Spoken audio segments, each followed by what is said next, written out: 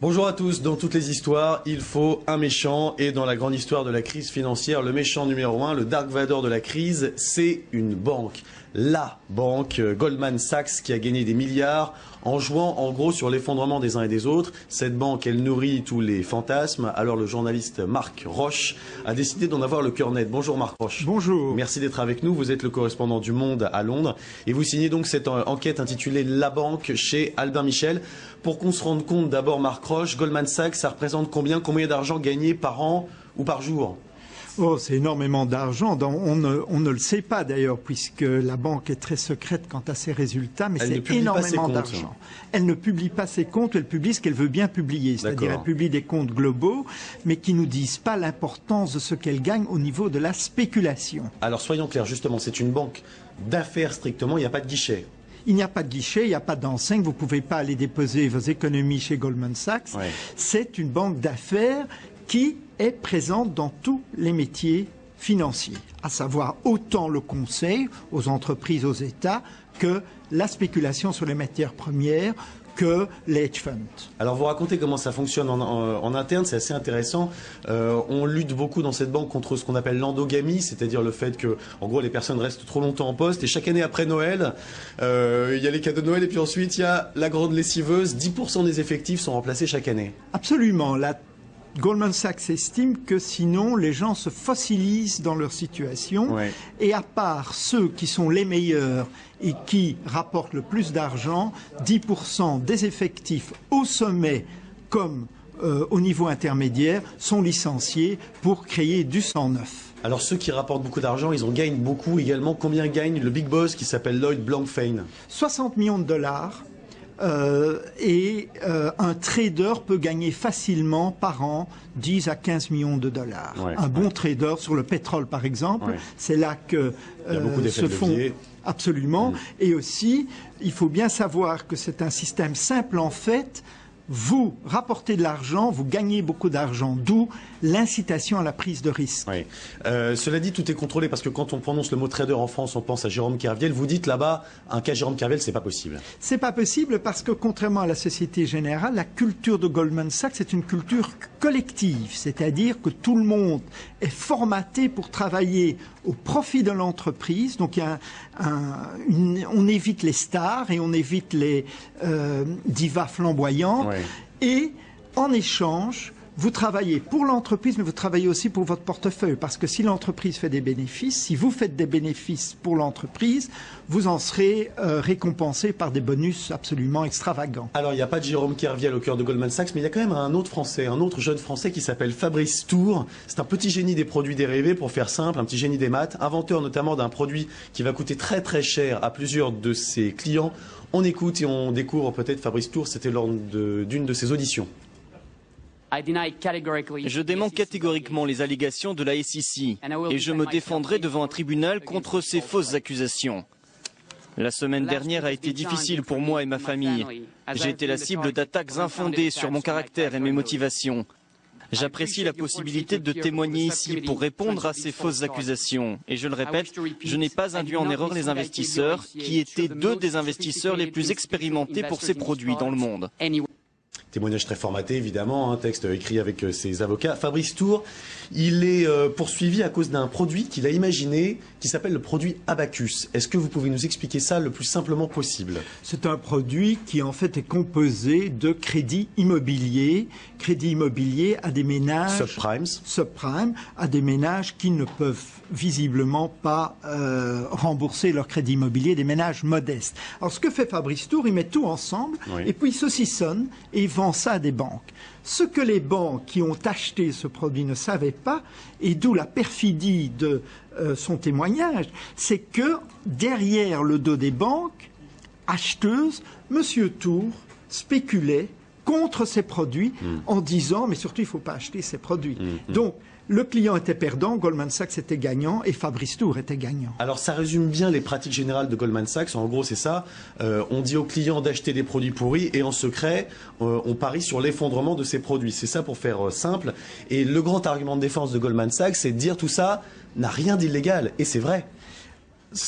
Alors, Goldman Sachs dit ça n'a rien d'illégal, mais ils ont quand même eu 2 grosses amendes. L'une à cause du produit de M. Tourou, Abacus. Donc ils ont eu les autorités de régulation américaines et britanniques qui leur ont imposé une amende. Oui, mais enfin, vous dites grosse amende, 550 millions de dollars, ça représente 14 jours de profit, c'est rien du tout. Absolument, c'est rien du tout. Mais ce qui est important pour Goldman Sachs, c'est qu'ils franchissent toujours la ligne jaune de la moralité. Oui. C'est-à-dire, disons qu'ils sont légaux, à part sur l'affaire Abacus, mais ils sont immoraux. Et c'est cela qui est important. C'est-à-dire qu'en mélangeant tous les genres, en ayant par exemple des analystes du pétrole qui disent le prix va augmenter, puis leurs spéculateurs derrière font la baisse et parient d'énormes sommes à la baisse, Goldman Sachs est gagnant sur tous les tableaux et fausse le jeu de la concurrence et la libre concurrence et du libéralisme économique. Ce qui frappe dans votre livre, ce sont aussi les liens de la banque avec le plus haut pouvoir américain, et pas seulement américain d'ailleurs, aussi européen. Est-ce que vous pensez que c'est à cause de ces liens avec le pouvoir que l'amende a été aussi réduite ? Absolument. Il est très clair que Goldman Sachs et c'est ça, parce que toutes les banques spéculent, mais Goldman Sachs a réussi à établir un réseau de contacts politiques qui est unique, que ce soit à Washington et que ce soit avec à Bruxelles. Avec quand même Timothy Geithner, Henry Paulson, qui sont, vous allez nous dire qui c'est, Timothy Geithner. Oui, secrétaire au Trésor, très lié à Goldman Sachs. Le ministre des Finances, pour faire simple. Le ministre des Finances, Henry Paulson, qui a sauvé Goldman Sachs au moment de la crise. On voit ici Timothy Geithner. Qui lui-même est qui était président de Goldman Sachs, et ainsi de suite. Vous avez Mario Monti, ancien commissaire européen, qui travaille à la concurrence, qui travaille pour Goldman Sachs, et à qui on confie une étude de régulation financière, la commission elle-même. Et ce mélange des genres en Afrique, en Chine, en Russie, aux États-Unis et en Europe occidentale fait que Goldman Sachs reste la banque la plus puissante malgré les coups qu'ils ont reçus depuis la crise. Alors, il y a notamment un deal incroyable que vous racontez, qui est directement lié à ces liens donc avec le pouvoir. C'est le deal qui fait suite à la faillite d'AIG, le grand assureur américain. En gros, AIG fait faillite, mais Goldman Sachs, qui était très lié à AIG, va récupérer ses pertes liées à cette faillite, 60 milliards de dollars quand même. Qui paye les 60 milliards de dollars ?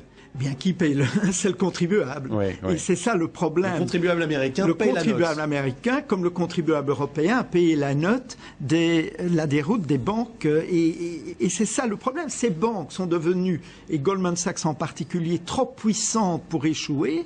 Ils ont une rente de situation. Ils savent que s'ils prennent des risques incontrôlés, qui perdent de l'argent, le contribuable sera toujours là parce que l'effondrement de Goldman Sachs pose un risque systémique à l'économie mondiale. Ces liens rendent-ils la grande réforme du système financier non crédible? C'est ce dont on va parler, mais d'abord justement, on voit de quoi il s'agit avec Guillaume Debré. 2 ans après la crise financière, le symbole est fort. Barack Obama a enfin gagné son bras de fer avec Wall Street.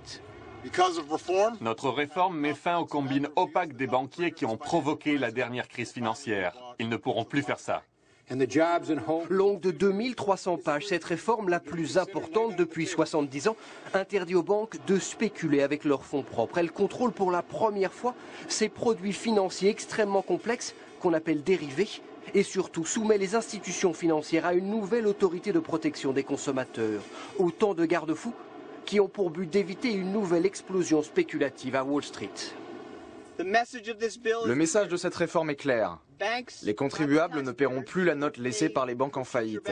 Les consommateurs américains sont maintenant protégés.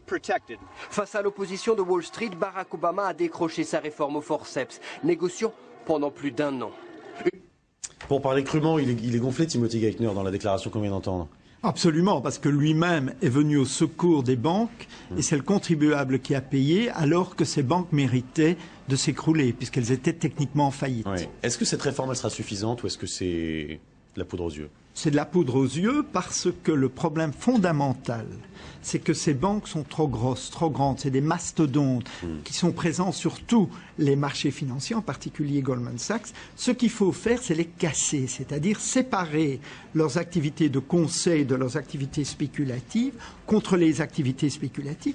Or, rien n'est dit dans la réforme américaine comme dans la réforme de l'Union européenne, qu'il faut casser ces banques. Parce que là, le lobby de Wall Street est intervenu, ils ont limité la casse. Et contrairement à ce que dit M. Geithner, si demain une banque est en danger, le contribuable paiera. Et c'est cela qui est immoral. Est-ce que vous pouvez nous expliquer le plus clairement possible le rôle qu'a joué Goldman Sachs dans l'effondrement de la Grèce? Alors, c'est très simple. Goldman Sachs est allé voir les Grecs. On dit, vous avez un problème parce que vous n'avez trop de déficit pour rentrer dans l'euro. Eh bien, on va vous aider à masquer ce déficit. Ça, c'était il y a quelques années. Hein. Ça, c'était il y a quelques années. Et quand la crise grecque éclate et qu'elle menace l'euro et l'avenir de l'euro, on découvre que la Grèce n'avait aucun droit à être dans l'euro et que Goldman Sachs a aidé. Les comptes ont été truqués d'une certaine façon par Goldman Sachs. Non, mais pas d'une certaine façon. Ils ont été truqués par Goldman Sachs. Alors Goldman Sachs dit, mais c'était sur des marges. Mais ces marges ont permis à un pays qui n'était pas apte à être membre de l'euro à devenir membre de l'euro et quelques années plus tard a provoqué une crise de l'euro. On sait qu'aujourd'hui la Grèce est obligée d'emprunter à des taux supérieurs à cette époque puisque sa note a été dévaluée. Est-ce que Goldman Sachs prête de l'argent à la Grèce et donc récupère des taux d'intérêt supérieurs? Est-ce qu'encore une fois elle gagne sur les deux tableaux? Écoutez, je ne sais pas ce que Goldman Sachs fait aujourd'hui avec la Grèce parce que la Grèce ne veut plus entendre parler de Goldman Sachs. Mais en gros, quand ça se passe, on peut être certain qu'une partie de Goldman Sachs va conseiller un client, la Grèce ou quelqu'un d'autre, et que l'autre partie va spéculer. Est-ce que toutes les banques font ça? Toutes les grandes banques font ça? Toutes les grandes banques font ça, mais aucune n'a le réseau d'influence politique de Goldman Sachs, n'a une culture d'entreprise si particulière du collectif par rapport à l'individuel, et surtout n'a la puissance du bilan qu'a Goldman Sachs. Cela dit, votre livre n'est pas complètement à charge contre Goldman Sachs. Vous dites par exemple les bonus, certes, ils sont énormes, vous avez dit les montants tout à l'heure, mais ça fait tourner tout, ça crée plein d'emplois derrière. Absolument. Il faut reconnaître que moi je vis à Londres et je couvre la City, que dans la City, il y a des milliers d'emplois qui dépendent de ces bonus. Les concessionnaires Ferrari, par exemple. Les concessionnaires Ferrari, les restaurants, Sotheby's, et ainsi de suite.